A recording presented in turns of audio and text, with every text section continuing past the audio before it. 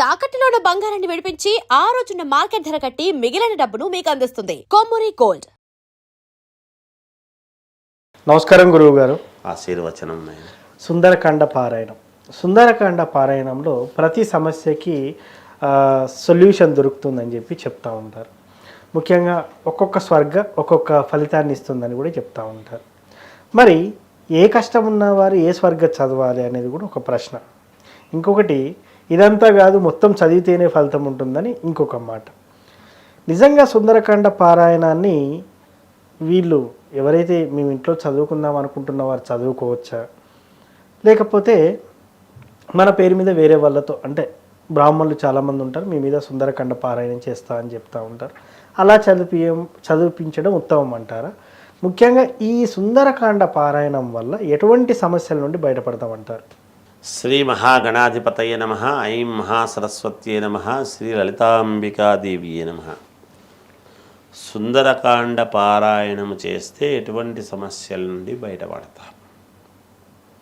అంతేనా ప్రశ్న? అంతే. సుందరకాండ పారాయణం చేస్తే మనకు ఈ కష్టం తీరుతుంది, ఈ కష్టం తీరదు అనేది ఏమి ఉండదు. ఎందుకు ఈ మాట చెప్తున్నాను అంటే, అసలు సుందరకాండ ఏ సందర్భంలో చెప్పబడింది, దాని యొక్క 68 సర్గల యొక్క సారాంశం ఏమిటి, ఎవరు అమ్మవారిని కనుగొనగలుగుతాడు, అమ్మవారు ఎక్కడ ఉంది, ఎందుకు అమ్మవారిని ఎందుకు కనుక్కోవాలి, రాముడిలో సగమైనటువంటి సీతమ్మవారు, అమ్మవారు లేకపోతే రాముడు ఒకడు ఏం చేస్తాడు? అవును. శక్తి స్వరూపిణి అయినటువంటి అమ్మవారిని ఎక్కడుందో కనుక్కోవాల్సినటువంటి బాధ్యత.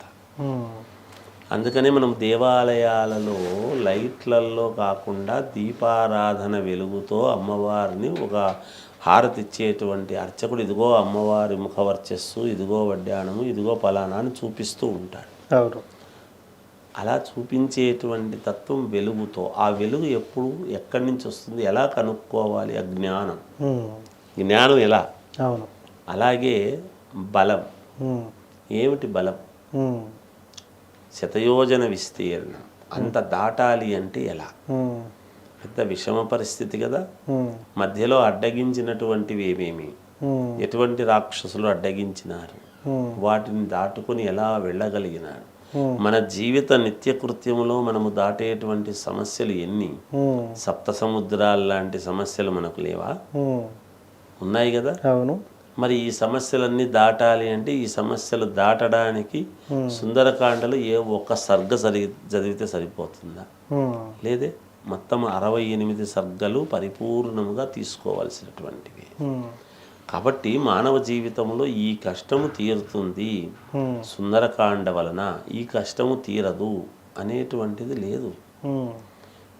ఏమైనా అన్ని రకాల కష్టాలు తీరటానికి సుందరకాండ పారాయణం.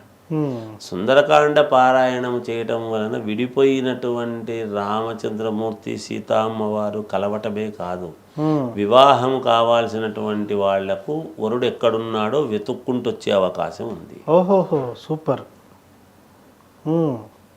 మరి రాముడు కనుగొన్న తర్వాత రాముడు సీతమ్మవారి దగ్గరికి పోయి యుద్ధం చేసి సీతమ్మవారిని తెచ్చుకున్నాడు తప్ప సీతమ్మవారు రాలేదు కదా. అదే కదా.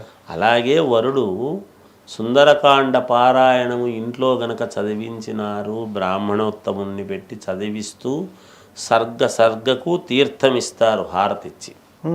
ప్రతి సర్గకు అక్కడికి ఒక సర్గ అయిపోయిద్ది అనేటువంటి దాని వలన అక్కడ హారతి ఇచ్చి, గ్రంథానికి మొదలుపెట్టినప్పుడు ఇస్తారు, సర్గ అయిపోయినప్పుడు ఇస్తారు, హారతి తీసుకోవడము, ఆ అమ్మాయి అక్కడ కూర్చొని తదేక దృష్టితో తీసుకుంటే ఈ 68 సర్గలకు 68 సార్లు మనం ఇవ్వటం అనేది జరుగుతుంది. ఓకే. ఈ ఎప్పుడైతే ఇది జరుగుతుందో ఖచ్చితముగా వరుడు ఎతుక్కుంటూ వస్తాడు. మనం నవగ్రహాలకు వెళ్ళి నేను సూర్యుడిని మాత్రమే నమస్కారం చేస్తా, శనేశ్వరుని మాత్రమే చేసుకుంటా అంటే కుదరదు. ఒకే పాణమట్టంలో ఉండేటువంటి గ్రహాలు కాబట్టి అందరికీ చేయాల్సిందే. 68 సర్గల్లో నేను ఒక సర్గ చదువుకుంటే చాలే అంటే కాదు. లలితా సహస్రనామ పారాయణంలో ఒక్కొక్కటి ఒక్కొక్క దానికి ఉండవచ్చును, కానీ నేను ఇది మాత్రమే చేస్తాను అంటే ముందు వెనకలు పూర్వాపరాలు అవును. అవి వాటి వల్లనే ఇది యోగింపబడుతుంది ఎస్. ఎప్పుడు కూడా. అవును. కనుక అవన్నీ పూర్తిగా చేస్తేనే దాని యొక్క ఫలితం అనేది పరిపూర్ణముగా ఉంటుంది. ఎస్. నీకు ఫలితం పరిపూర్ణంగా రావాలన్నా ఏదో కొంత వస్తే చాలులే అనేది ఉంటుందా? ఫలితం పరిపూర్ణంగా రావాలి. ఫలితం పరిపూర్ణంగా రావాలి ఫలితము అని అనుకున్నప్పుడు సుందరకాండ పారాయణము 68 సర్గలు చేయవలసిందే. ఓకే. నేను పద్యముఖ ఆంజనేయ స్వామి ఉపాసకుడిగా నాకు తెలిసినటువంటిది ఏమిటి అంటే, శాస్త్రములో ఉన్నది ఏమిటి అంటే 68 సర్గలు ఖచ్చితముగా పద్ధతి ప్రకారముగా చదవవలసినటువంటిది. ఓకే. అందులో ఏమాత్రం సందేహం లేదు. ఎస్. సో చాలా సంతోషం గురువు గారు. సుందరకాండ పారాయణం వల్ల ఎటువంటి ఫలితాలు పొందవచ్చని చెప్పున్నారు. ధన్యవాదాలు. జయోస్తు.